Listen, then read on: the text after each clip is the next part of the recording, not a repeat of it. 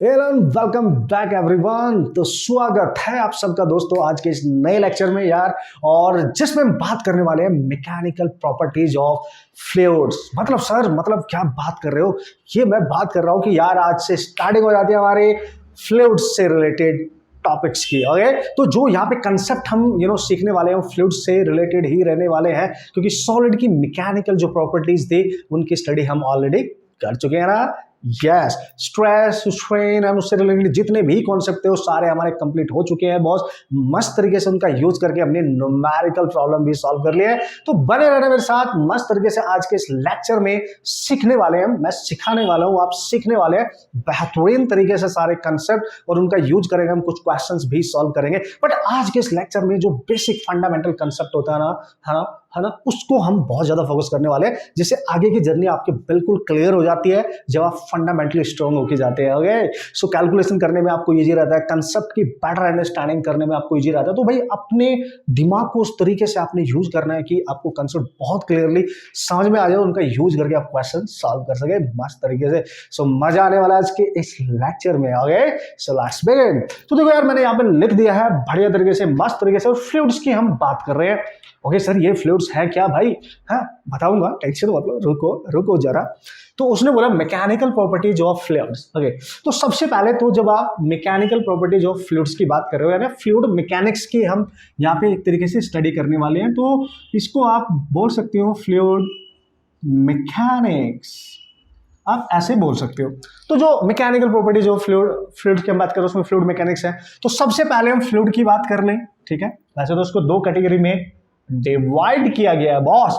तो अगर मैं इसको दो कैटेगरी में डिवाइड करूंगा तो बेसिक देख लो पहले इसका, है जिससे आपकी बेसिक अंडरस्टैंडिंग बहुत बेहतरीन हो जाएगी। अपने नीट के और जेईई मेंस के जो क्वेश्चंस होंगे आप ऑसम तरीके से सॉल्व कर सकते हो। इस कैटेगरी से, इस पर्टिकुलर चैप्टर से आने वाले क्वेश्चंस आप बेहतरीन तरीके से क्रैक करके आएंगे। टेंशन नहीं लेने का, क्योंकि हमारा जो मेन फोकस है वो हमारे एंट्रेंस एग्जाम्स के लिए ही है बॉस। तो उसी तरीके के कंसेप्ट आपको मिलने वाले हैं बढ़िया तरीके से, जो आप इमेजिन करते हो, आप सोचते हो कि बेहतरीन तरीके से कंसेप्ट को मैं कैसे सीख सकता हूं, उनको कैसे अप्लाई कर सकता हूं। Okay, so come on.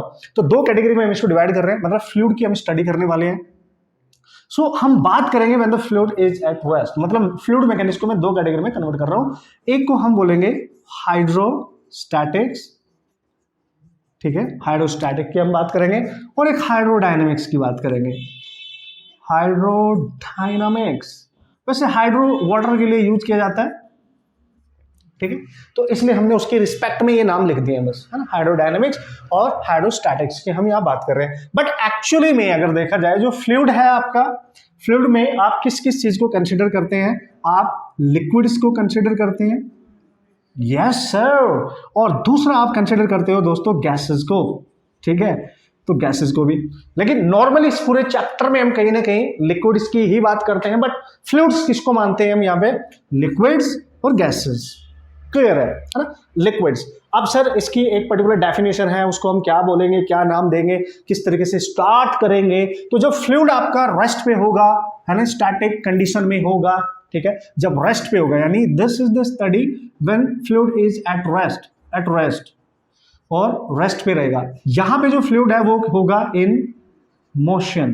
बस आप ऐसे थोड़ा सा दिमाग में अपना याद रखें, डायनेमिक्स मतलब मोशन में रहेगा, ठीक है। तो पहले इस पार्ट की स्टडी करेंगे, फिर इस पार्ट की स्टडी करेंगे। तो दो कैटेगरी में हमने इसको डिवाइड कर दिया, और लास्ट में इसके अनदर प्रॉपर्टीज होती है जिनके डिस्कशन हम करने वाले हैं बॉस आज के सेशन में। जो हम बात करेंगे तो बेसिक लेक्चर है, लेकिन लास्ट तक हम जाएंगे, सरफेस टेंशन आएगा, विस्कोसिटी आएगा, उनकी भी तो बातें करेंगे। यस करेंगे सर, बट हर चीज आपको बेहतरीन तरीके से सीखने को मिलेगी। मैं बहुत ज्यादा बेहतरीन वर्ड यूज कर रहा हूँ ना, बट सीखेंगे ना यार, मस्त तरीके से सीखेंगे ना यार, ठीक है। सो यहाँ पे लिक्विड्स होगी, गैसेस होगी, अच्छी बात है। तो फ्लूइड को क्या नाम दिया उसने, है ना, इसको क्या बोला? फ्लो। हो wow, the substance that can flow is called fluid, है, इज कॉल्ड, आप उसको नाम दे रहे हैं दैट इज योर फ्लूइड।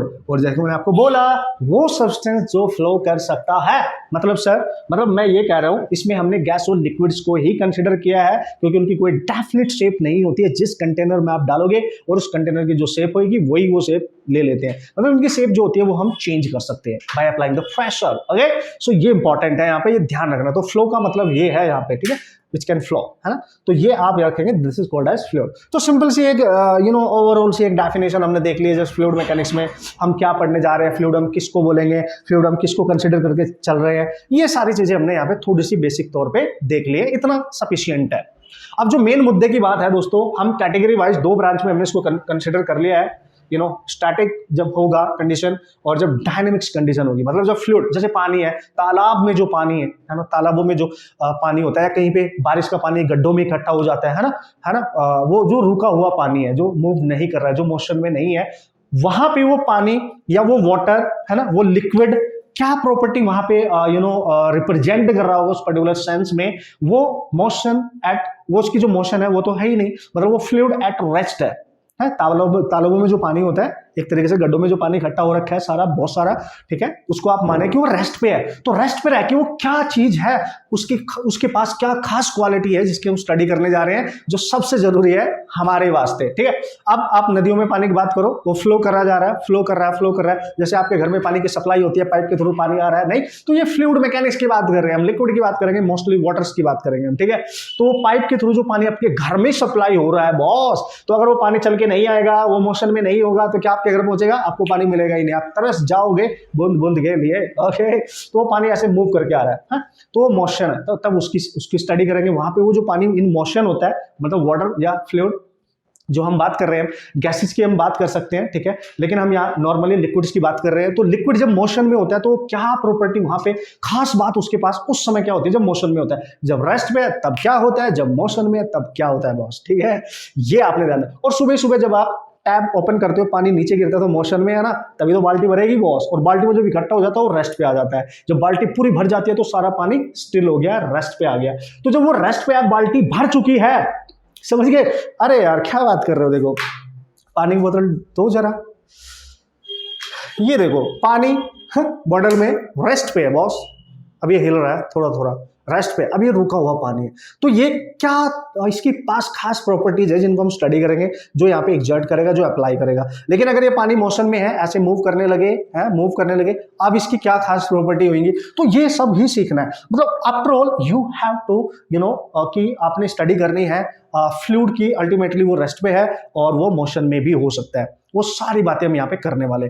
थोड़ा सा आइडिया आपको लग गया होगा कि मैं क्या डिस्कशन करने वाला हूँ यार, ठीक है, ऑब्वियसली, ठीक है। तो स्टार्ट करें, तो सबसे पहले हम स्टार्टिंग करने वाले हैं, मतलब फ्लूइड की स्टडी करने वाले हैं जब वो रेस्ट पे होता है, यानी हाइड्रोस्टैटिक्स कंडीशन है। चलो बॉस, चलते हैं मिलके और ये कारवा आगे बढ़ाते हैं, मस्त तरीके से सारे कंसेप्ट सीख डालते हैं, उनको अप्लाई कर डालते हैं, क्वेश्चन 4 डालते हैं। 4 डालेंगे हम, आपको हर टेक्निक सिखाऊंगा, टेंशन मतलब आप बस आप देखते जाओ, नोट्स बनाते जाओ मस्त तरीके से बॉस, आपको सिखाऊंगा हर चीज बेहतरीन तरीके से सिखाऊंगा, ठीक है। ओके बॉस, सो डिटेल एनालिसिस हम यहाँ पे करने वाले हैं यार। अब देखो, अब मैंने लिख दिया, वैसे आपको मैंने समझा भी दिया, तो मस्त तरीके से हम यहाँ मिलकर पढ़ने वाले हैं हर चीज, ठीक है। तो हाइड्रोस्टैटिक्स में जो मैंने बताया आपको, हम फ्लूइड की स्टडी करेंगे जब वो रेस्ट पे होगा। तो सीधी सी बात है, the study of fluid behaviours at rest, है ना। तो जब फ्लूइड रेस्ट पे होता है उसको बिहेवियर हमने यहाँ पे स्टडी करना है, मतलब क्या क्या उसके पास खास चीजें हैं जिनकी हमें पढ़ने की जरूरत है बॉस, ठीक है। सो कम ऑन, तो देखो यार, सबसे मोस्ट इंपॉर्टेंट पॉइंट होता है फ्लूइड के पास उसका प्रेशर, है ना, जब वो रेस्ट पे होता है ना। जैसे प्रेशर, जैसे बोलते हैं ना, आपने सुना होगा कि जो पानी रुका हुआ होता है, मतलब स्टिल होता है, मतलब रेस्ट पे होता है, जो फ्लो में नहीं है, और उसमें अगर कोई बंदा डुबकी लगा ले, मतलब उसमें समझ रहे हो, गिर जाए उसमें, तो उसका मतलब काफी चांस होते हैं कि भाई वो मतलब बाहर ना निकल पाए, उसके ऊपर जैसे जो नीचे जाता जाएगा पानी, उसके ऊपर उतना ही प्रेशर डालता जाता है। तो फ्लूइड के पास जो होता है, और जो फ्लो मोशन, मतलब जो फ्लो हो रहा है अगर वाटर का, पानी का, अगर वो मोशन में है, तो चांस है कि मोशन में है तो उसमें फोर्स अप्लाई करके लेके जाएगा कहीं, तो चांस है वो बच भी जाए, एक तरीके से किनारे पे कहीं ना कहीं इस तरीके से पहुंच जाए, ऐसा चांस हो सकता है। तो जब वो मोशन में होता है, तो देखो रेस्ट पे है तो अलग प्रॉपर्टी डिनोट कर रहा है, मोशन में है तो भाई अलग तरीके से वो बिहेव कर रहा है। तो यहाँ पे हम बात करेंगे जो सबसे खास बात है, जब वो स्टैटिक फॉर्म में होता है, एट रेस्ट होता है, तो उसका सबसे शानदार और जबरदस्त जो उसके पास क्वालिटी है, प्रॉपर्टी है, दैट इज प्रेशर। ओके, उसका प्रेशर और डेंसिटी, मतलब ये तो ऑब्वियसली हम हर जगह हर तरीके से ही काम में लेके आएंगे, ठीक है। तो यहां पे जो प्रेशर है, दिस इज इंपॉर्टेंट, यानी जो फ्लूइड आपका रेस्ट पे होता है तो वो क्या एग्जर्ट करता है, प्रेशर की बात करेंगे हम यहाँ पे, वेरी इंपॉर्टेंट गाइस, है ना प्रेशर। तो प्रेशर किस तरीके से डिफाइन किया गया है, प्रेशर को किस तरीके से हम डिफाइन करते हैं। अब जल्दी से मैं कंसेप्ट पे आ रहा हूँ बेहतरीन तरीके से, ठीक है, बेहतरीन बेहतरीन, आज बहुत बेहतरीन हो रहा है, सब कुछ बेहतरीन ही बोला जा रहा है, मैं कुछ ज्यादा ही ओवर रेट नहीं कर रहा हूँ है ना। ओके, सो प्रेशर है सर, अच्छी बात है। प्रेशर को सबसे पहले तो आप समझेंगे दोस्तों कि वैसे तो एक टेंसर क्वांटिटी है, बट हम यहाँ स्केलर मानेंगे इसको, तो this is a scalar quantity. Okay sir, ये आप मान के चले हैं। और प्रेशर, जब हम फ्लूइड की बात करते हैं, लिक्विड्स की बात करते हैं, प्रेशर डिफाइन किया गया है एट अ पॉइंट, पॉइंट पे बात करेंगे अब, हमेशा याद रखना इस चीज को, जो भी बता रहा हूँ वेरी इंपॉर्टेंट है ना, ध्यान से देना, देखना है हर चीज को, ध्यान से समझना है। एक पॉइंट के लिए बात करते हैं, है ना, पॉइंट पे बात करते हैं हम हमेशा, ठीक है, वो बताऊंगा मैं कैसे। तो how we can define the pressure, come on guys, how we can define the pressure.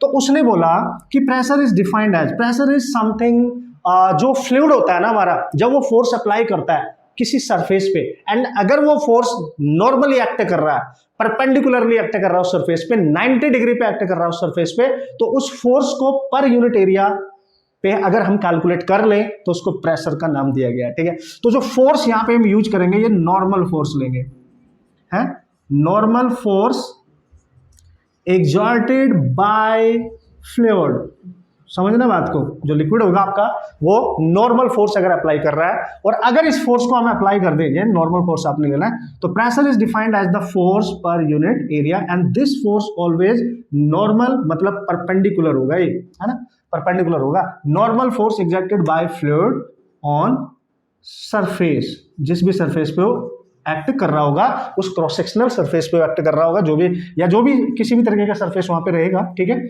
तो हम लिखेंगे, हमेशा याद रखना, जब भी आप प्रेशर को डिफाइन करने जाएंगे, पहले इसकी बेसिक सी कंसेप्ट को आप सीखेंगे, फिर उसको और डिटेल में जाके इसको समझने की कोशिश करेंगे कि ये है क्या, काम कैसे करता है, ठीक है।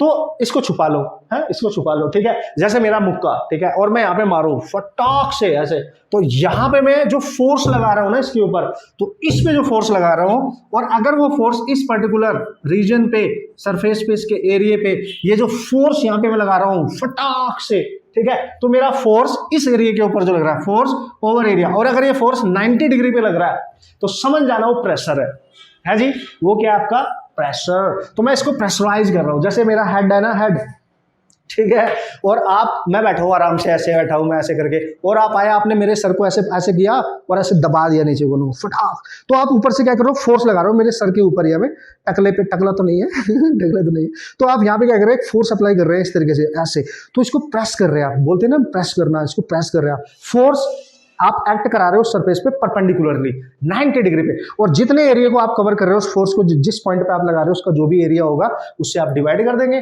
बात खत्म, कहानी बन जाएगी हमारी, ठीक है। तो finally we have to apply the perpendicular force, मतलब जो लिक्विड होगा वो एक परपेंडिकुलर फोर्स अप्लाई करता है उस सरफेस के ऊपर, उसके एरिया से आप डिवाइड कर दो, उसको प्रेशर का नाम दिया गया, बात खत्म।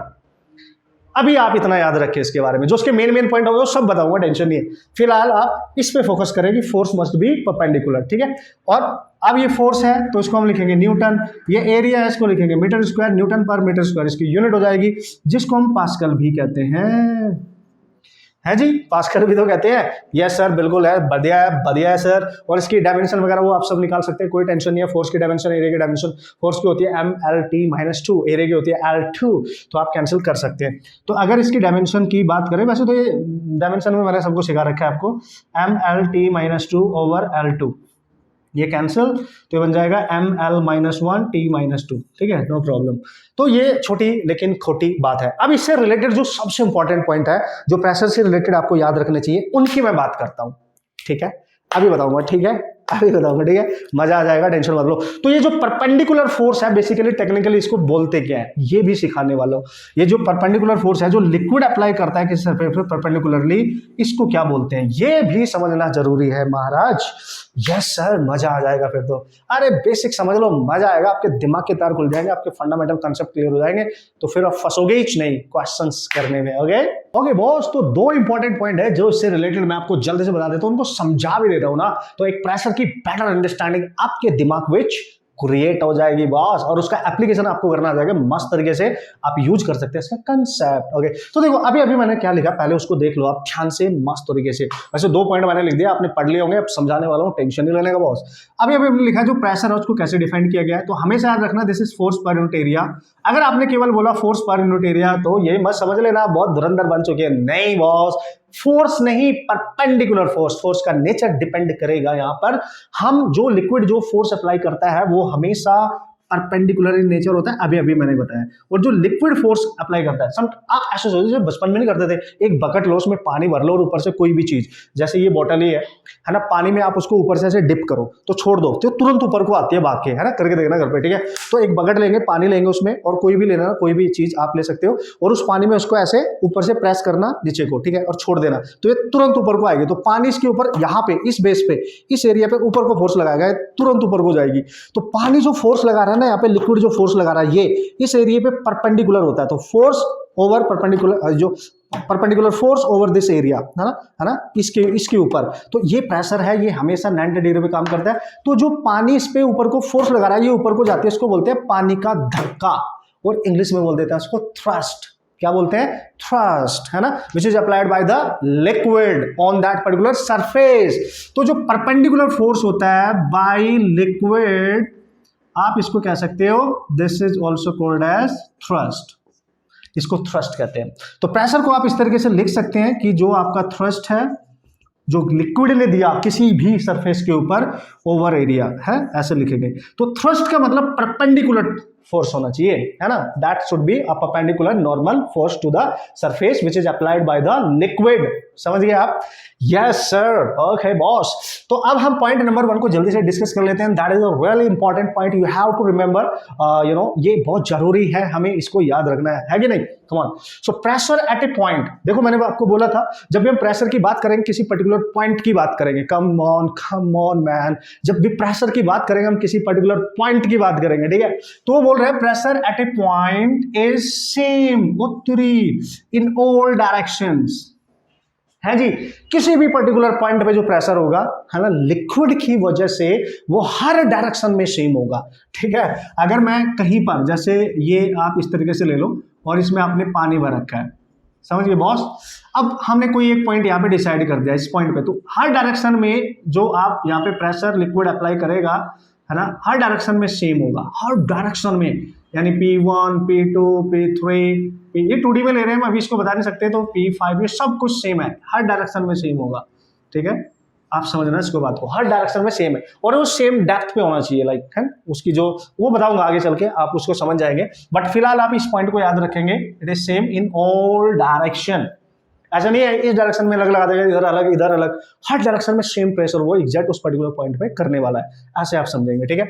अब पॉइंट नंबर 2 की बात करते हैं। Pressure always compressive in nature. उत्तरी, ये क्या है सर? है मतलब प्रेशर का जो नेचर होता है ना, वो हमेशा कंप्रेस करने की कोशिश करता है, यानी उसके उस पर्टिकुलर पॉइंट पे जो भी चीज आपने छोटा सा पॉइंट माना है उसको कंप्रेस करने की कोशिश करेगा, उसके साइज को कम करने की कोशिश करेगा, है ना। इसका जो नेचर होता है हमेशा प्रेशर का, वो कंप्रेसिव होता है, इसलिए हम केवल इसका मैग्नीट्यूड लेते हैं, इसलिए इसको स्केलर माना गया है, ठीक है, क्योंकि हमेशा नेचर एक जैसा ही रहेगा, कंप्रेसिव रहेगा। सो डायरेक्शन को डिफाइन करने की कोई जरूरत यहाँ पे है नहीं। समझ गए आप लॉजिकली इस पर्टिकुलर लेवल पर, ठीक है। इंजीनियरिंग में क्या होता है कि वहां पे तो जाके हम इसका tensor as a tensor quantity, जैसे स्ट्रेस है, प्रेशर है, इनको एज ए टेंसर क्वांटिटी भी स्टडी करते हैं, ठीक है जी। तो यहाँ पे आपने स्केलर मानना है, तो एक कंप्रेसिव है नेचर में हमेशा, that's why you just take the magnitude, है, that's why we have to take the only we will focus on magnitude, only take its magnitude. Okay sir, हमेशा इसके मैग्नीट्यूड की ही बात हम करते हैं, बस यही आपने याद रखना है। यार क्या बात कर रहे हो यार, आप बना सकते हैं यार मस्त तरीके से, ठीक है। तो देखो इजी है, अब आप कर सकते हैं, कोई प्रॉब्लम नहीं है। अब समथिंग लाइक दैट कैसे, फॉर एग्जाम्पल अगर मैं यहाँ पे ले लूँ, मान लिया इस तरह कंटेनर मैंने लिया और इसमें लिक्विड मैंने यहाँ फिलअप कर दिया है, ठीक है बॉस, हाँ ठीक है सर। और इसमें आपने क्या किया, एक छोटा सा होल क्रिएट किया, यहाँ पे देख लो होल क्रिएट किया, तो पानी ना यहीं से बाहर निकलेगा, ठीक है जी। तो पानी जब यहाँ से बाहर निकलेगा, जो प्रेशर है, जब जैसे ही ये जो पानी है ना यहाँ से बाहर निकलेगा, तो यहाँ पे इस पर्टिकुलर क्रॉस सेक्शन पे, इस पर्टिकुलर एरिया पे, यहाँ पे एक फोर्स एग्जर्ट करेगा और वो इसके बिल्कुल परपेंडिकुलर होना चाहिए, ठीक है। रिएक्शन इस तरीके से यहाँ पे इसको लगेगा, बट ये जो फोर्स यहाँ पे इस होल पे एक्ट करेगा, यहाँ पे जो फोर्स लगेगा वो इसके 90 डिग्री पे होगा, उसकी वजह से पानी पहले आगे जाएगा, ग्रेविटी की वजह से नीचे गिरेगा, फिर ग्रेविटी की वजह से वो नीचे गिरेगा। मतलब किसी भी तरीके का वहां पे शेप होगा बट हमेशा फोर्स परपेंडिकुलर ही एक्ट करेगा। ठीक है, इस तरीके से आप मानेंगे। अब उसने बोला यार सर अगर ऐसा हुआ तो ऐसा मानो, देखो तो इसमें आपने पानी भर रखा है ना। अब देखो कर्व टाइप का है ये, ठीक है।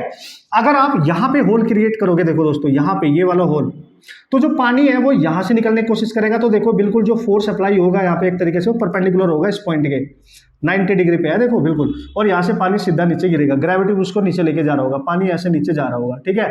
लेकिन इसका जो फोर्स है इस पर्टिकुलर क्रॉस सेक्शन पे, इस सरफेस पे यार 90 डिग्री पे ही तो है।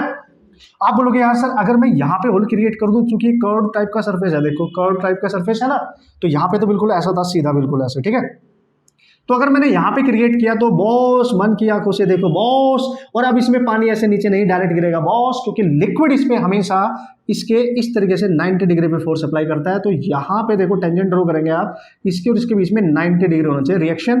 पहले लिक्विड ऐसे जाएगा, उसके बाद ग्रेविटी की वजह से नीचे गिरेगा, ठीक है। तो देखो ये जो फोर्स यहाँ पे एक्ट कर रहा है ये हमेशा 90 डिग्री पे है। तो हम यहाँ पे जब प्रेशर कैलकुलेट करेंगे तो हम लिखेंगे दिस परपेंडिकुलर फोर्स है ओवर इसका एरिया। यहाँ पे भी यहाँ तो ऑलरेडी देखो परपेंडिकुलर दिख रहा है, अगर यहाँ पे क्रिएट करो बिल्कुल सेम है इधर भी, तो यहाँ पे इस तरीके से फोर्स अप्लाई होगा जो इस एरिया सरफेस के परपेंडिकुलर हो, देखो फोर्स है ना। पहले वो सीधा जाएगा तब नीचे गिरेगा बॉस, समझ गए। ग्रेविटी भी तो एक्ट करेगी उसके बाद जब यहाँ से निकल जाएगा, पहले तो सीधा ही है पानी है ना, पहले तो पानी ऐसे ही जाएगा ऐसे ऐसे, फिर उसके बाद नीचे गिरेगा, ग्रेविटी उसको नीचे को खींच के लेके चली जाएगी। बट यहाँ पे देखना है हमने तो, है ना, जिससे वो बाहर निकल रहा है सरफेस से उस पे फोर्स यहाँ 90 डिग्री पे होना चाहिए। So this pressure must be this, है ना, this pressure must be you know we have to define with this perpendicular force. Cool. तो होप सो आपको एक बेसिक सा आइडिया आपको लग गया होगा एंड दैट इज सफिशिएंट। एक बेसिक आइडिया आपके दिमाग में होना चाहिए, उसके बाद तो कोई टेंशन वाली बात नहीं है। अभी हम केवल ये सीख रहे हैं कि जो फ्लूइड रेस्ट पे होता है ना, जैसे पानी रुका हुआ पानी है एक तरीके से, वो मोशन में नहीं है, आपने कहीं उसको भर के रखा है, जैसे हम घरों में पानी की टंकियां होती हैं उनको भर के रख लेते हैं, तो आपकी टंकी में जो पानी है वो कबड्डी तो नहीं खेल रहा है, नहीं वो डांस वांस तो नहीं कर रहा, वो रेस्ट पे है मस्त तरीके से। तो आपकी जो टंकी है उसके बॉटम पे जो प्रेशर एक्ट कर रहा है, फोर्स एक्ट कर रहा है, मतलब उसका जो नेचर है लिक्विड का वो रेस्ट वाला है। आपने अपने घर में बकेट भर के रख ली है पानी की, तो रख दी है ना भर के, तो पानी जो है वहां पे वो तो रेस्ट पे ही है ना, तो वहां पे वो जो प्रेशर एग्जर्ट करता है बस वो आपने ध्यान देना है ना, दैट इज। हाँ, इसको आप ये जो प्रेशर है चूंकि रेस्ट वाले लिक्विड की वजह से है तो स्टैटिक प्रेशर भी कह सकते हैं, है जी। तो इसको नाम दे सकते हो आप स्टैटिक प्रेशर, क्योंकि बॉस ये जिस लिक्विड की वजह से क्रिएट हो रहा है वो लिक्विड रेस्ट पे ही तो है। उम्मीद करता हूं दोस्तों इस धरती के चांद सितारों की आपने बेसिक कंसेप्ट को बढ़िया तरीके से यहां पे सीख लिया होगा कि ये बेसिक कंसेप्ट है क्या बेसिकली, ठीक है। कूल। अब मैं आगे बढ़ सकता हूं होले होले, क्योंकि आज सारे बेसिक कंसेप्ट बेहतरीन तरीके से हम यहाँ पे सीखने वाले हैं। जैसे कि मैंने बोला बेहतरीन बेहतरीन एंड बेहतरीन। आप इरिटेट तो नहीं हो रहे हो यार बेहतरीन से, मैं कुछ ज्यादा ही बोल रहा हूँ क्योंकि मेरे को खुद इरिटेशन हो रही है, मेरे मुंह से बार बार यही निकल रहा है, ठीक है। कोशिश करूंगा इस पर कंट्रोल ताला लगा दूंगा इस पर मैं, ठीक है। चलो आगे बढ़े। अब सीखे एक प्रॉपर्टी हमने सीख लिया है, अब हम थोड़ी सी लिटिल बिट बातें करेंगे डेंसिटी। कहाँ गया, अच्छा वो इरेज कर दिया मैंने, तो डेंसिटी की बातें करने वाला हूं मैं। अब डेंसिटी थोड़ा सा बेसिक उसका भी देख लेते हैं ना यार, क्योंकि डेंसिटी प्रेशर दोनों साथ साथ में एक तरीके से चलने वाले हैं, तो दैट्स व्हाई उसको भी हमें स्टडी करना थोड़ा सा जरूरी है। उसके बाद पानी जब रेस्ट पे होता है तो वो उसका जो प्रेशर का जो वेरिएशन होता है वो किस तरीके से होता है जी। हाँ सही बात है बॉस। और देखो आपने देखा होगा जैसे आपके मोहल्ले में, आपकी कॉलोनी में, आप गांव में रहते हो, शहर में रहते हो, कहीं भी रहते हो, मान लिया आपके इलाके में, आपके मोहल्ले में पानी खत्म हो गया, तो जो एमसी वाले होते हैं, मान लिया आप उनसे पानी मंगा रहे हो तो एक टैंकर आता है, पानी का टैंकर, तो जो पानी भर के आ रहा है ना, जो ट्रक लेके उसको आ रहा होगा, जो भी टैंकर होगा वो लेके आ रहा है, तो वो एक्सलरेट कर रहा है, वो गाड़ी मोशन में है ना। तो जो टैंकर के अंदर पानी है अभी वो देखो भर लिया उन्होंने रेस्ट पे है, जब वो मूव करता है तो वो एक्सलरेट कर रहा है एक तरीके से, तो वो सारी सिचुएशन अंडरस्टैंड करेंगे, है मजा आएगा। अरे मजा आएगा यार, क्या बात कर रहे हो। अब थोड़ा सा आगे बढ़ते हैं और डेंसिटी की बात पूरी करते हैं। पहले छोटा सा बेसिक सा पॉइंट है उसको डिस्कस करते हैं, ठीक है। खुश हो रहे हो ना।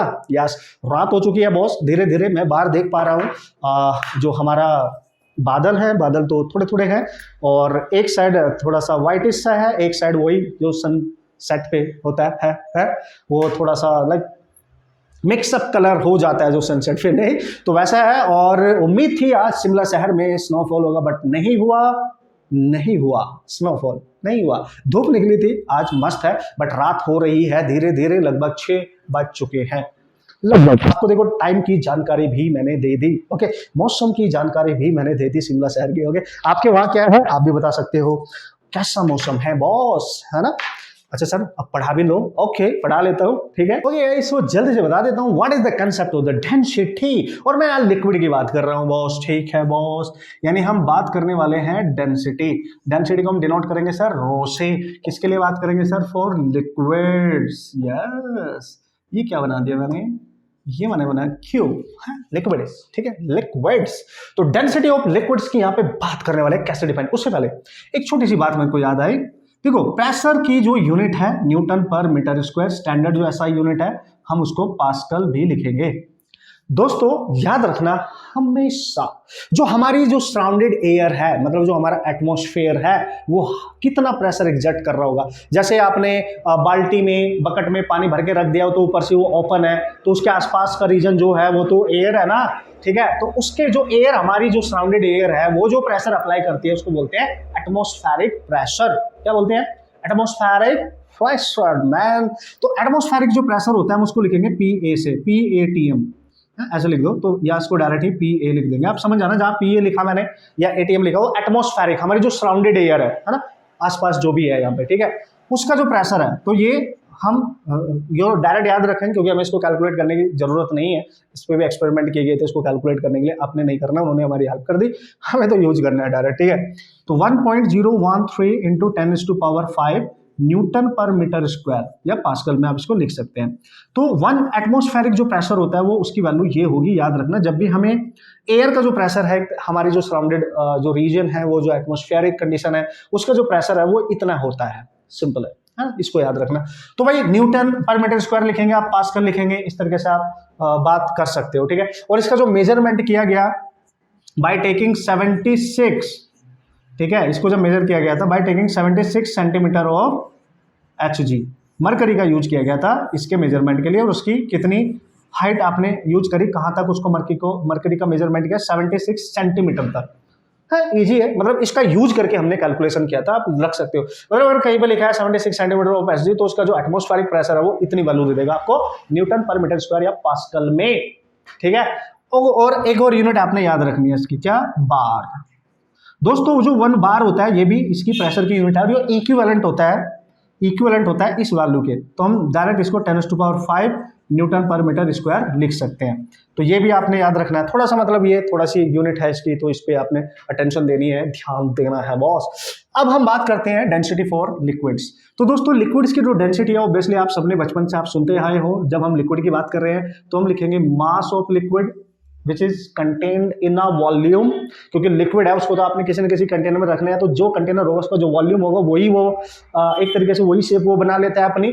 तो मास डिवाइड बाय किसका, ऑफ जो भी आपका लिक्विड होगा, ठीक है, ओवर वॉल्यूम। तो ये तो हमें पता है, देखो यार छोटी मोटी बातें हैं, मतलब ऑब्वियसली बचपन से छोटी छोटी क्लासेस से हम इनको सीखते आ रहे हैं, इसमें कोई बड़ी बात है ही नहीं यार, समझो बात को। मास है सर, बिल्कुल है सर। यूनिट क्या बनेगी सर, इसकी यूनिट बना देंगे सर।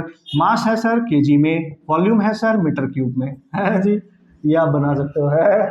और अगर इसको आपने बनाना है ये ऐसा यूनिट होगी, सीजीएस यूनिट में कन्वर्ट कर ले, ग्राम पर सेंटीमीटर क्यूब में कन्वर्ट कर दियो, gram for centimetre cube, okay, उसमें कन्वर्ट कर सकते हैं हम। कैसे करेंगे, 1 kg क्या होता है सर, देखो 1000 ग्राम, और सर मीटर क्या होता है सर, 100 सेंटीमीटर का क्यूब, है जी, दिस इज क्यूब।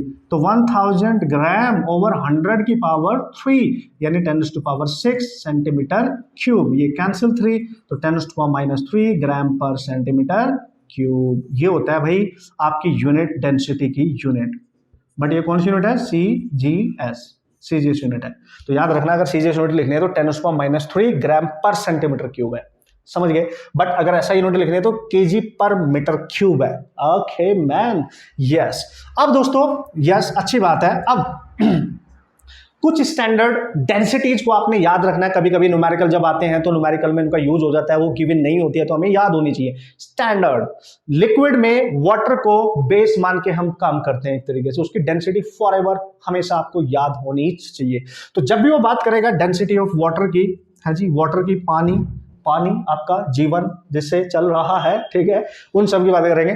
तो वाटर की डेंसिटी होती है 1000 माना गया है और यह है केजी पर मीटर क्यूब में। अगर इसको सीजीएस में लिखोगे तो देखो ये 1000 ये इससे कैंसिल हो जाएगा तो 1 बचेगा ग्राम पर सेंटीमीटर क्यूब में। अगर सीजीएस में लिखना है तो 1 और अगर केजी पर मीटर क्यूब में लिखना है तो 1000 यानी 10⁻3। इसको आप ऐसे भी लिख सकते हैं, ठीक है।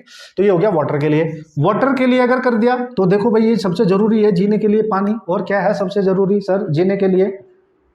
एयर है सर, ऑक्सीजन मतलब वो भी तो है, एयर में तो बहुत सारी गैसेज है, ऑक्सीजन एयर इन सबकी बात करूंगा, टेंशन मत लो। अब जो कैलकुलेशन में सबसे ज्यादा यूज होती है वो वाटर और मरकरी यूज होती है। तो Hg याद रखियो 13.6 इंटू 10⁻³ kg पर मीटर क्यूब ये होती है ना, ये होती है डेंसिटी की density of the mercury KG पर मीटर क्यूब में। और अगर आप सीजीएस में कन्वर्ट कर रहे हो देखो ये जब इससे मल्टीप्लाई होगा तो 3 कैंसिल, तो 13.6 ग्राम पर सेंटीमीटर क्यूब होती है बस, है जी। इसमें 10⁻³ हट जाएगा। ओके गाइस, समझ गए आप? बढ़िया तरीके से लिख लिया आपने? Yes sir. अब जल्दी से देख लेते हैं यार, फालतू की बातें हो रही हैं, नहीं फालतू की तो नहीं है, बहुत जरूरी है, ठीक है, याद होनी चाहिए सारी चीजें। अब हम बात करेंगे एयर की डेंसिटी। एयर की डेंसिटी 1.29 kg पर मीटर क्यूब होती है। जो हमारी एयर है ना, एयर है ना, उसकी जो डेंसिटी है मेजरमेंट जो की गई है वो इतनी होती है लगभग, ठीक है, याद रखना। और जीने के लिए सबसे और जरूरी है आपकी ऑक्सीजन। वैसे इसका यूज होगा नहीं बट मैं लिखा रहा हूँ, थोड़ा फील आ गया तो लिखा देता हूँ तो इसकी होती है 1.43 kg पर मीटर क्यूब। न्यूमेरिकल में जो मोस्टली यूज होगा वो वाटर और मरकरी होगा, बहुत ज्यादा अगर कुछ रेयर केस बनेगा तो एयर को वो बात कर सकता है। इतनी चीजें आपके दिमाग में होनी चाहिए अबाउट द डेंसिटी। अब एक प्यारा सा इससे रिलेट करके जो कंसेप्ट है वो मैं आपको जल्दी से बता देता हूं, that is relative density. Relative density, और इसी को बोलते हैं स्पेसिफिक ग्रेविटी। अगर विद रिस्पेक्ट टू वाटर बात कर रहे हैं तो स्पेसिफिक ग्रेविटी भी उसी को कहते हैं। और नॉर्मली जो न्यूमेरिकल आते हैं वो रिलेटिव डेंसिटी ना बोल के बोलता है वैसे तो, बट कुछ क्वेश्चंस में वो स्पेसिफिक ग्रेविटी भी बोल देता है कि भाई स्पेसिफिक ग्रेविटी है, तो उससे देख के घबराने का नहीं बॉस, मैं बताने वाला हूँ, टेंशन मत लो आप, सब कुछ सिखाऊंगा आपको, टेंशन नहीं है। बेसिक चीजों पे हम फोकस कर रहे हैं, बढ़िया तरीके से आगे की अंडरस्टैंडिंग बेहतरीन होने वाली, फिर से बेहतरीन, मस्त होने वाली है, मस्त होने वाली है हमारी, है ना। आगे आने वाला लेक्चर इजी होने वाले क्योंकि बेसिक फंडे हमारे सारे क्लियर हो चुके होंगे, है कि नहीं? यस। ओके दोस्तों, जल्दी से देख लेते हैं what is relative density man. Relative, देखो नाम में ही रिलेटिव है, यानी विद रिस्पेक्ट टू समथिंग यहाँ पे चलने वाला है। और चूंकि हम लिक्विड्स की बात करते हैं, लिक्विड्स में किसके रिस्पेक्ट में हम डेंसिटी निकालने वाले हैं, इस पे फोकस करने वाले हैं। ओके मैन, तो मैं बात कर रहा हूं रिलेटिव डेंसिटी, RD, है जी, RD। तो क्या करेंगे सर, देखो रिलेटिव डेंसिटी डिफाइंड एज, अगर आपने किसी भी सब्सटेंस की डेंसिटी निकालनी है ना, किसी भी सब्सटेंस की डेंसिटी,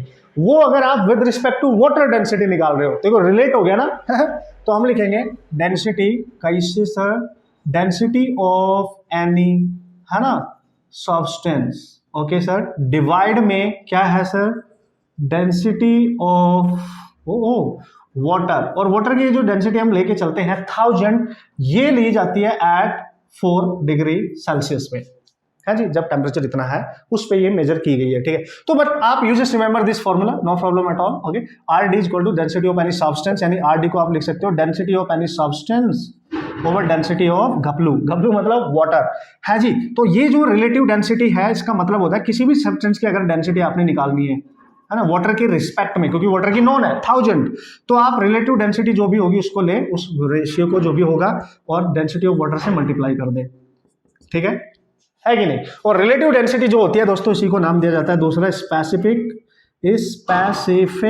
ग्रेविटी, इसी को कहते हैं स्पेसिफिक ग्रेविटी। याद रखिए बॉस, है जी, याद रखना। कैसे सर, फॉर एग्जाम्पल देखो, अगर आपसे बात करें स्पेसिफिक ग्रेविटी की बात करें या रिलेटिव डेंसिटी की बात करें, ठीक है, किसकी, है ना, फॉर, है जी, किसके लिए बात कर रहा हूं सर, मरकरी के लिए बात करते हैं, मरकरी के लिए, ठीक है। तो अगर हमें स्पेसिफिक ग्रेविटी निकालनी है मरकरी की, तो स्पेसिफिक ग्रेविटी का मतलब क्या हुआ, देखो डेंसिटी ऑफ एनी सब्सटेंस आपके पास है, ठीक है, वो हमें पता है मरकरी वो सब्सटेंस है, हमने ले लिया। मरकरी की अभी लिखी हमने 13.6 इंटू 10⁻3, और with respect to water specific gravity, तो वाटर की डेंसिटी डिवाइड कर दो, दैट इज 10⁻3 कैंसिल, तो ये आएगा 13.6।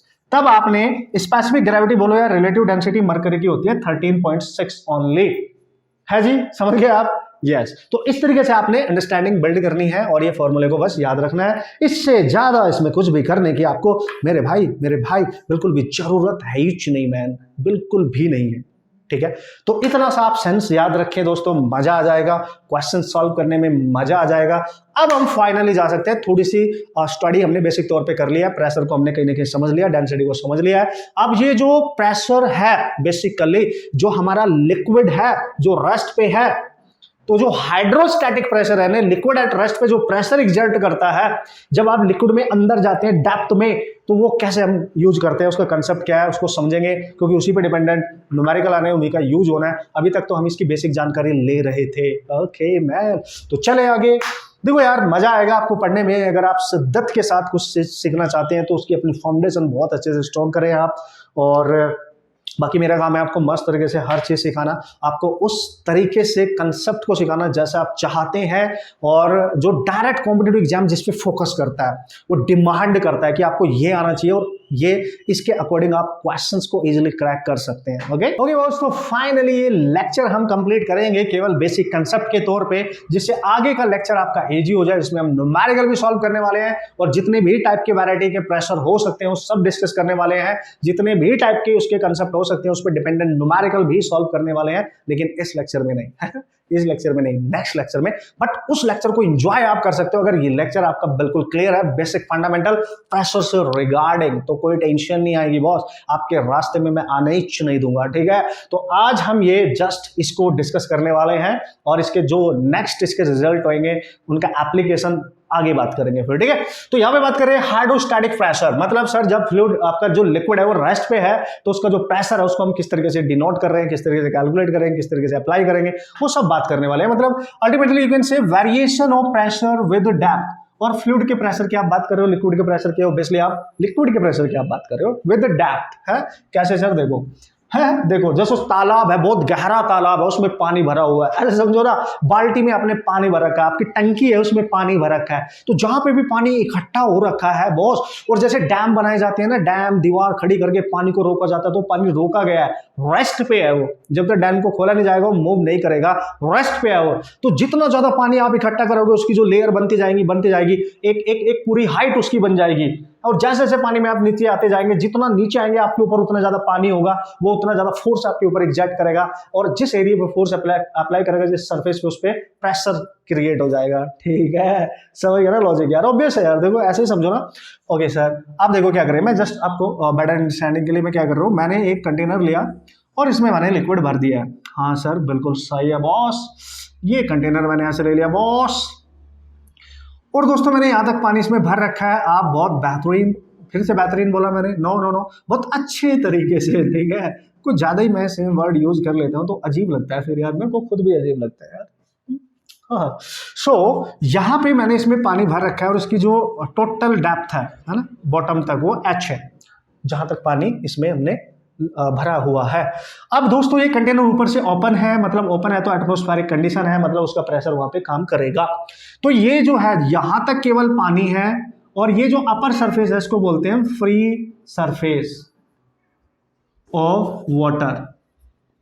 किसमें ओपन है? ओपन टू एटमॉस्फेयर, है ना, एटमॉस्फेयर में ओपन कंडीशन में है। ऐसे नहीं यहाँ वैक्यूम नहीं क्रिएट किया आपने, अगर यहाँ वैक्यूम होता तो प्रेशर जीरो होता, ठीक है, बट अभी इसके ऊपर एयर है, नीचे सारा लिक्विड है। ठीक है, तो याद रखना बॉस, याद रखना इसके ऊपर, यहाँ पे देखो या यहाँ पे या यहाँ पर या यहाँ पे सिखाऊंगा, ये भी इसके ऊपर केवल एयर है, यानी सराउंडिंग एयर है, एटमॉस्फेरिक कंडीशन है, तो जो प्रेशर एग्जर्ट होगा केवल एंड केवल आपको वो एटमॉस्फेरिक प्रेशर होगा, क्योंकि पानी तो केवल नीचे है। इस लेयर से ऊपर के किसी भी पॉइंट पे आप बात करेंगे, यहाँ पे है ना, अपर लेयर पे बिल्कुल, है ना, किसी भी पॉइंट पे, तो ये एटमॉस्फेरिक प्रेशर एक्ट कर रहा है। पहले इसको अप्लाई करना सीखना है आपने, अब हम सीखते हैं। अब मैंने आपको बोला था जब भी हम पानी के प्रेशर की, लिक्विड के प्रेशर की बात करते हैं तो किसी पर्टिकुलर पॉइंट पे बात करते हैं, ठीक है। तो मैंने क्या किया, मैं क्या कर रहा हूं कि इसके फ्री सरफेस से, यहां से जो फ्री सरफेस है नीचे कोई पॉइंट यहां पे ले लेते हैं। एक पॉइंट ले लिया हमने, क्या मानूं मैं इसको, पॉइंट को मान लो सर ए मान लेते हैं। इस पॉइंट पे चाहिए, इस पॉइंट पे देखो, इस पॉइंट के ऊपर इसी को ज्वाइन करते हुए एक लाइन खींच दो, ये ठीक है। इस पॉइंट के ऊपर जितना भी लिक्विड है वो सारा मिलके इस पे प्रेशर अप्लाई करेगा, है ना, और उसका काम है इसको इस तरीके से फोर्स अप्लाई करना, कंप्रेसिव होता है नेचर में, ठीक है। इसके नीचे का जो लिक्विड है ये वाला, ये जो लिक्विड नीचे लिक्विड रह गया, पानी रह गया, ये नहीं करेगा। इस पर्टिकुलर पॉइंट की मैं बात कर रहा हूं, इस पे जो नेट आएगा, नेट अगर इस पॉइंट पे मैं कैलकुलेट करूंगा, इस वाले पॉइंट पे, तो मैं कैसे कैलकुलेट कर सकता हूं? ओके बॉस, तो इस पर्टिकुलर पॉइंट पे हमने प्रेशर कैलकुलेट करना। आपने देखा यार सर इस पॉइंट के ऊपर भी पानी और इसके नीचे भी पानी, ठीक है। अगर ये पॉइंट आप बिल्कुल बॉटम पे कर लोगे तो सारा पानी इसके ऊपर होगा, मतलब लिक्विड जो भी है उसके ऊपर होगा। बिल्कुल सर, यहां पे लेकिन हमने इस पानी के अंदर कहीं ये पॉइंट इस लाइन पे कंसीडर कर लिया। अब पता है इसका लॉजिक क्या है? देखो यार लॉजिक समझो आप, ठीक है। अगर आप ध्यान से देखेंगे इसके ऊपर का जो वाटर है, ठीक है, उसका कहीं सेंट्रल पॉइंट मान लो यहां पर, और उस सारे वाटर का जितना भी ये लिक्विड है उसका पूरा वेट यहां पे काम कर रहा होगा इस पर, वो वेट है ना, वो फोर्स जो उसका वेट होगा, लेट्स से इसकी ये जितना भी लिक्विड है उसका जो वेट होगा इस पॉइंट पे अगर एक्ट कर रहा होगा इस पॉइंट ए पर, तो लिक्विड जितना भी इसके ऊपर वाला पानी है वो सारा का सारा इसके ऊपर अपना वेट एग्जर्ट कर रहा होगा, और उसको हम फोर्स बोलेंगे, और वो होगा mg, यानी इसको बोलते हैं gravitational force. Obviously gravitational force आप इसका नाम दे सकते हो, क्योंकि m is the mass of the liquid जो इस पॉइंट पे ऊपर से, जैसे आप ऐसे समझो ना, आप तालाब में नहा रहे हो और आप उसमें बिल्कुल नीचे जा चुके हो, तो आप जहां पे हो, जैसे इस देखो यहां पर हो आप, आपके नीचे पानी, ऊपर भी, जो ऊपर पानी है उसका सारा वेट ले लो, वो आपके ऊपर फोर्स लगा रहा है ऊपर से, ठीक है, वो सारा का सारा ले लो। इस तरीके से भी आप अगर बेसिक तौर पे समझना चाहो तो यार यहाँ पे जो भी एरिया होगा आपके ऊपर, जो भी लग रहा होगा, जो भी एरिया होगा, अगर मुझे इस पर्टिकुलर पॉइंट का एरिया कुछ पता है, ए पॉइंट माना ना, एरिया ए, यार इसलिए मैं बोल रहा था ए पॉइंट नहीं मानेंगे हम, ठीक है, इसको कुछ और मान लो, सी पॉइंट मान लो आप इसको, सी, तो एरिया हमने मान लिया ए, तो यहां पे अगर प्रेशर निकालूंगा, मैं निकालूंगा फोर्स, और जो लग रहा है परपेंडिकुलरली ओवर एरिया, तो फोर्स को हम लिखेंगे, फोर्स है यहाँ पे उसका वेट यानी ग्रेविटेशनल, तो that is mg over area. अब वो जो लिक्विड है उसका मास m है, उसको आप कन्वर्ट कर सकते हो, बेसिकली बता रहा हूं मैं आपको, मास को आप लिख सकते हैं वॉल्यूम इंटू डेंसिटी, अभी पढ़ी थी हमने डेंसिटी का फॉर्मूला, ठीक है, इंटू हो गया आपका g ओवर एरिया। अब ध्यान से देखिए ये जो वॉल्यूम है ये क्या ले सर हम, है ना, ये जो वॉल्यूम है, यहां पे हमने क्या किया है, एक लिक्विड का एक कॉलम हम यहां पे कंसीडर कर लेते हैं इस तरीके से, हम मानते हैं कि एक लिक्विड है उसका कॉलम ये है इस तरीके से ऐसे, और इसकी जो ये डेप्थ है, जो आप पॉइंट है फ्री सरफेस से नीचे कितनी डेप्थ में है, ये h, small h, this is the depth, है, ये है डेप्थ किसकी मानी है, ऑफ पॉइंट जिसपे हमने प्रेशर निकालना है पॉइंट C पर, है, ठीक है। और ये एक सिलेंड्रिकल वाटर कॉलम बन गया, इसको बोलेंगे हम सिलेंड्रिकल, है, सिलेंड्रिकल वाटर कॉलम, है, ऐसे समझ लो, वाटर कॉलम ऐसे मान लो आप, ठीक है। तो ये सिलेंड्रिकल वाटर कॉलम है, तो इसका सेंटर कहीं यहाँ, उस पर वेट इसके जितने अंदर जितना भी इसका पानी वानी जो भी होगा इसमें, इसका जो वेट होगा वो सब आपने कंसीडर कर लिया। तो इसकी हाइट भी पता है, इसका एरिया ऑफ क्रॉस सेक्शन ये जो भी है इसको आप ए मान रहे हो, ठीक है, ये वाला क्रॉस सेक्शनल एरिया इसको आप ए मान रहे हो। तो देखो यार निकाल सकते हो, तो प्रेशर आ जाएगा, वॉल्यूम क्या लिखूं, सिलेंडर का वॉल्यूम होता है उसका एरिया इंटू उसकी जो भी हाइट है यानी h इंटू रो इंटू जी ओवर ए से हो गया कैंसिल। तो इस पॉइंट सी पर जो प्रेशर आया चांदी वो आ गया रो जी एच, यानी वेरी इंपॉर्टेंट, यहां से आप देख सकते हो ये हमने वेट वाला कंसेप्ट डायरेक्ट यहाँ पे यूज कर लिया है एक तरीके से। और ये जो प्रेशर है ये है क्या इन एक्चुअली, ये भी बताऊंगा, बस मैंने अभी केवल ये वाटर कॉलम की वजह से लिखा है, आप समझना मेरी बात, वाटर कॉलम। अदरवाइज इस पे ऊपर वाला प्रेशर भी एक्ट कर रहा है और नीचे से भी प्रेशर एक्ट कर रहा है, वेट नीचे को एक्ट कर रहा है, फिर हम यहाँ पे पूरा एफबीडी बनाएंगे तब उसको सॉल्व करेंगे, हमें नहीं करना है, ज्यादा कुछ नहीं, आप पहले समझो लॉजिकली।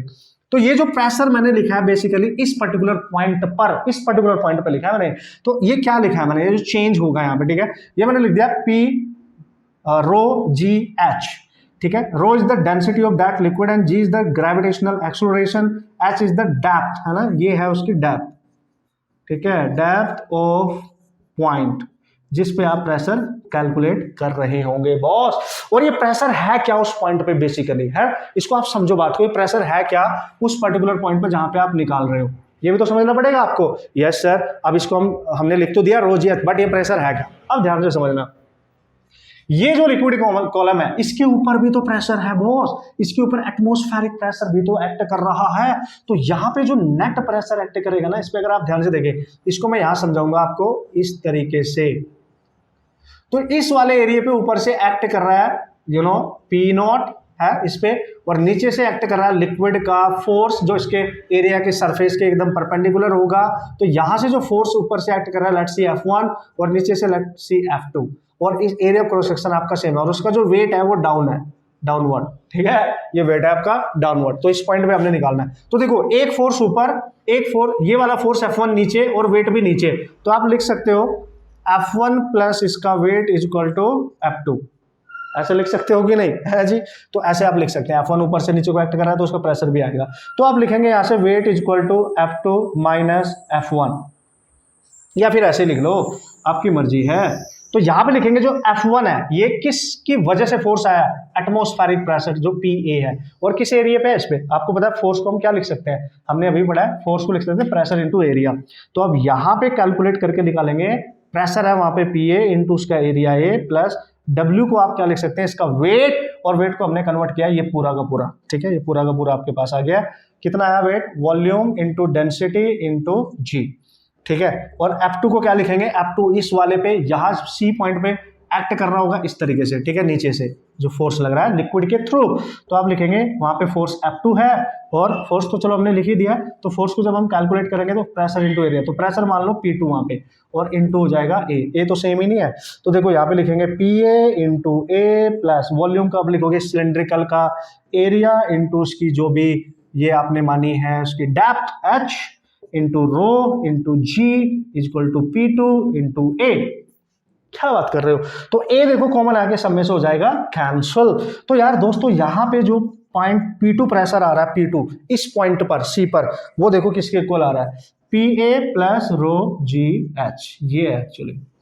तो आपने जो रो GH लिखा है वो प्रेशर डिफरेंस है, समझना, वो प्रेशर डिफरेंस है।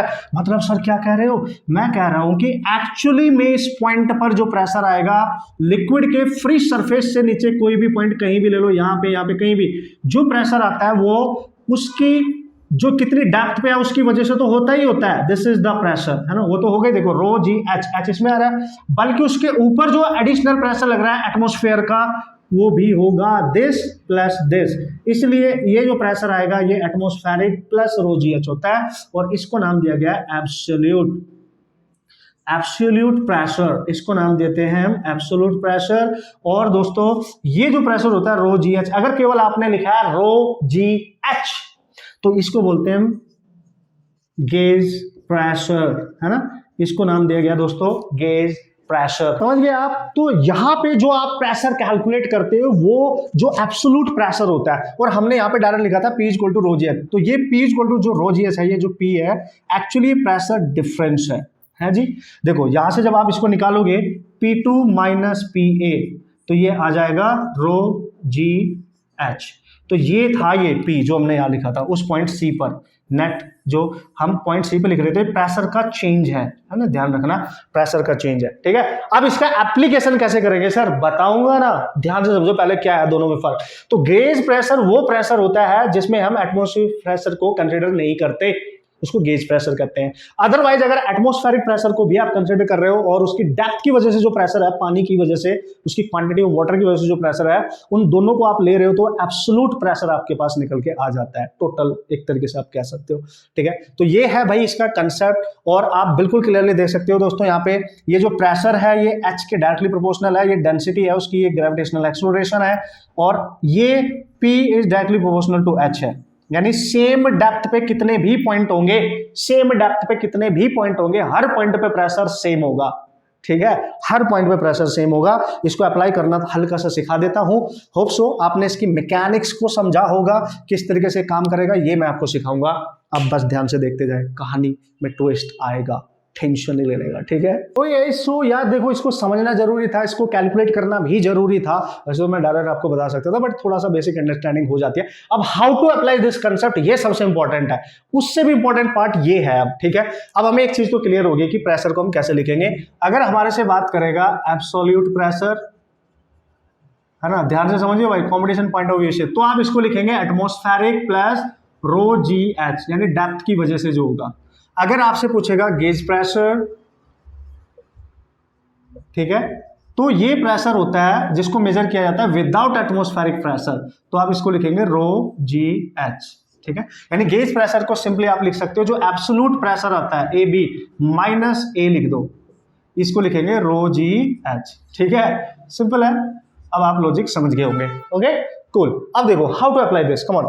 सपोज करो एक कंटेनर आपने लिया बॉस, ध्यान से समझना, और यहां तक पानी इसमें फिल कर रखा है जी, यहां तक पानी आपने फिल कर रखा है, पूरी डेप्थ इसके ले ली हमने एच, कैपिटल वाला एच। ठीक है, मार्कर मेरा थोड़ा सा ढीला ढाला हो चुका है, ठीक है, लेकिन आपने ढीला ढाला नहीं होना है बॉस। ठीक है, अब इधर देख लो।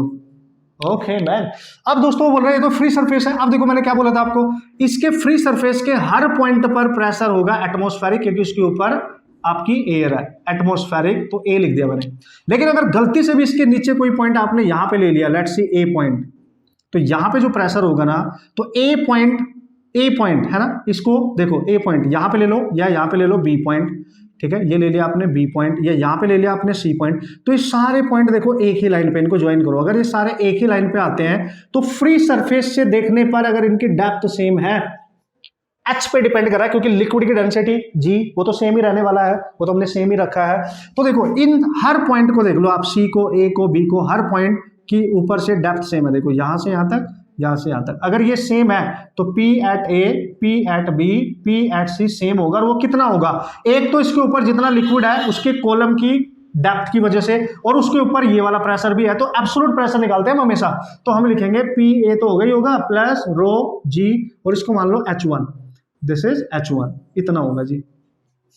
ठीक है, और अगर आपने कोई पॉइंट इसके नीचे यहां पे ले लिया, दैट इज डी पॉइंट, ये रहा डी पॉइंट, तो ये जो डी पॉइंट है आप देखो इन सब सारे पॉइंट से नीचे है, तो इसकी जो डेप्थ होगी वो इनसे सबसे ज्यादा है। देखो ये इसकी डेप्थ मान लो आप H2, और इस पे अगर आप प्रेशर निकालोगे, है ना, तो प्रेशर एट पॉइंट डी, तो हम लिखेंगे इसके ऊपर, देखो यहां से इसके ऊपर की साइड में एक तो एटमॉस्फेरिक प्रेशर है, वो तो हमेशा रहेगा, प्लस रो जी H2। अब ये लेना, अब आप देख सकते हो ये तो कॉमन रहेगा सब में, H2 यहाँ पे ग्रेटर देन है H1, मतलब D पॉइंट की जो डेप्थ है वो ज्यादा नीचे है, तो उसका प्रेशर भी ज्यादा होगा। तो D पॉइंट पे जो प्रेशर होगा वो A से ज्यादा होगा, वैसे B से, वैसे C से, है, आप समझ सकते हैं। जैसे जैसे आप डेप्थ में नीचे जाएंगे, एज H यानी डेप्थ, ठीक है, depth increases, pressure increases.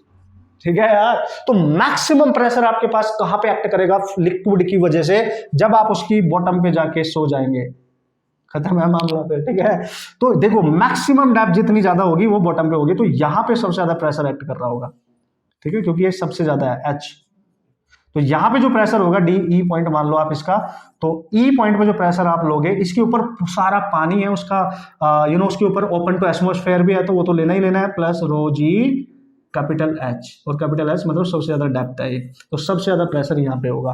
Clear है? इस तरीके से आप अपनी बेसिक बेहतरीन अंडरस्टैंडिंग दोस्तों कर सकते हैं इस कंसेप्ट को अप्लाई करने के लिए। कूल, समझ गए आप? आगे इसकी जो भी और बेहतरीन आगे इसके जो भी और इससे रिलेटेड कंसेप्ट होने वाले हैं उनकी भी डिस्कशन करूंगा, कि अगर डिफरेंट शेप के आपके कंटेनर हो जाएं, वेसल हो जाएं, जिनमें पानी हम भर के रखें, मतलब हो सकता है वो ऐसा हो सकता है वो ऐसा हो, ठीक है, ऐसा भी तो हो सकता है, ऐसा हो सकता है, हाँ बिल्कुल हो सकता है सर, हो सकता है वो ऐसा हो कंटेनर जिसमें पानी भरा गया है, ओपन कर दो इसको यहाँ से, ऐसा हो कि किसी भी शेप में आप मान सकते हैं, हो सकता है वो ऐसा हो मटका टाइप, ठीक है, इसमें आपने पानी भर रखा है, तो क्या सर इन चीज़ों का फर्क पड़ेगा, ये आपको जानने को मिलेगा नेक्स्ट लेक्चर में बॉस। और इस पे डिपेंडेंट जितने भी कंसेप्ट हैं वो सब आपने देखना, किसी भी शेप में वो डिफरेंट तरीके से हो सकता है, बट आपने वेरिएशन कैसे हो रहा है, कैसे आपने मेजरमेंट करना है दोस्तों, वो सारी चीज सीख ली है, कि हाइड्रोस्टैटिक प्रेशर डेप्थ के अकॉर्डिंग वेरी कर रहा है, जैसे जैसे डेप्थ बढ़ेगी वैसे वैसे आपके ऊपर एग्जैक्ट करने वाला प्रेशर भी लिक्विड के थ्रू बढ़ता जाएगा।